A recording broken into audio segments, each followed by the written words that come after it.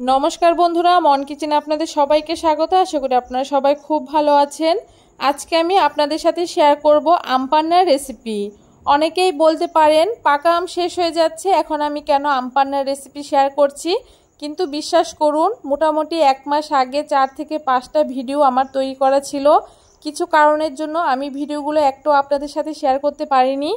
भाबलाम ग्यालारिते जखन भिडियोगुलो पड़े रयेछे एडिट करे भिडियोगुलो आपनादेर साथे शेयर कराई जाक। ताहले चलुन देखे नेওয়া যাক কিভাবে এই আম পান্নাটা আমি তৈরি করেছি। আম পান্নাটা তৈরি করার জন্য দুটো মিডিয়াম সাইজের আমকে খুব ভালো করে ধুয়ে নিয়ে প্রেসার কুকারে দুটো সিটি দিয়ে আমি সেদ্ধ করে নিয়েছি। এখন আম দুটোকে একটা বাটির মধ্যে নামিয়ে খোসা আর আঠি বাদ দিয়ে শুধু আমের পাল্পগুলোকে আমি একটা চামচের সাহায্যে বের করে নিচ্ছি। আপনারা চাইলে এই কাজটা হাত দিয়েও করতে পারেন। দেখুন মোটামুটি এখানে আমার এক বাটি মতো আমের পাল্প হয়েছে। এখন একটা মিক্সিং জার নিয়ে নিয়েছি। মিক্সিং জারের মধ্যে এক বাটি যে আমের পাল্পটা বেরিয়েছিল সেই আমের পাল্পটাকে আমি এখানে দিয়ে দিচ্ছি। তার সাথে আমি হাফ বাটি চিনি দিয়ে দিচ্ছি। আপনারা যতটা আম ব্যবহার করবেন তার অর্ধেকটা চিনি ব্যবহার করবেন।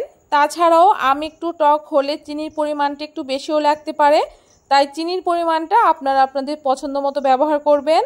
তারপরে এখানে আমি এক চামচের একটু কম বিট নুন ব্যবহার করলাম। যেহেতু এখানে আমি 2 প্যাকেট জলজিরা ব্যবহার করেছি, জলজিরার মধ্যে নুনের পরিমাণটা একটু বেশি থাকে, তাই বিট নুনটা একটু কমই ব্যবহার করেছি। আর তারপরে এখানে আমি হাফ চামচ চাট মশলা দিয়ে দিয়েছি। আর তার সাথে এখানে ফ্লেভারটা ভালো হওয়ার জন্য এক টুকরো গন্ধরাজ লেবুর রস দিয়ে দিয়েছি। আর তার সাথে কয়েকটা পুদিনা পাতাও দিয়ে দিয়েছি।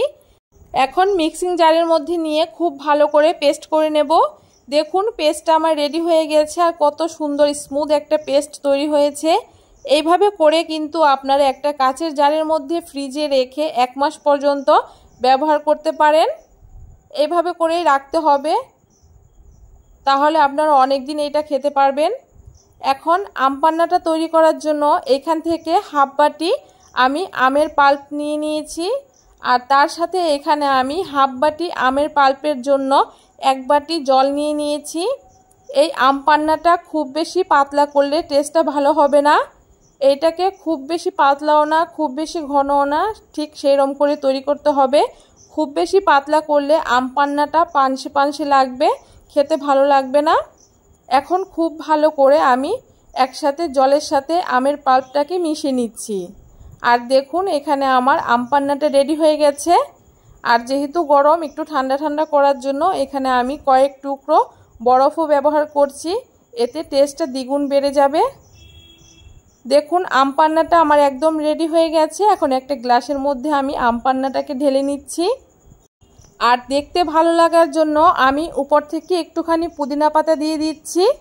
আর দেখুন রেডি হয়ে গেছে আমাদের আম পান্না। দেখতে কতটা ইয়ামি লাগছে, খেতেও ভীষণই ভালো হয়েছিল। আপনারাও এই গরমে একটু স্বস্তি পাওয়ার জন্য অবশ্যই এইভাবে করে আম পান্না তৈরি করে খেয়ে দেখবেন। কেমন লাগলো আজকে এই আম পান্নার রেসিপি অবশ্যই কমেন্ট করে জানাবেন। আর ভিডিওটা ভালো লাগলে সবার সাথে শেয়ার করে চ্যানেলটাকে সাবস্ক্রাইব করে দেবেন।